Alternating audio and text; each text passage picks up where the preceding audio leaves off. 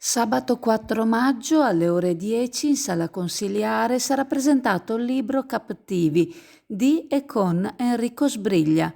Carcere e giustizia, ripartire dalla Costituzione è il titolo dell'incontro. Sbriglia è stato dirigente generale del Ministero della Giustizia, attualmente è vicepresidente dell'Osservatorio Antimafia della Regione Friuli Venezia Giulia, esperto sui temi della sicurezza.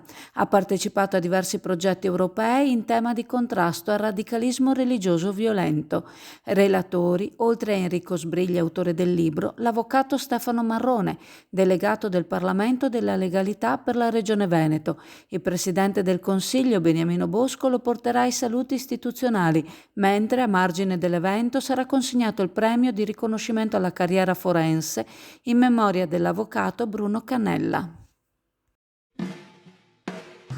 Le 1001 notte di Elisa, materassi, letti, poltrone relax. Dormire, riposare, rilassarsi, rigenerarsi. A questo serve un materasso ed Elisa ti consiglierà ciò che fa per te, per la tua corporatura e per i tuoi problemi di postura.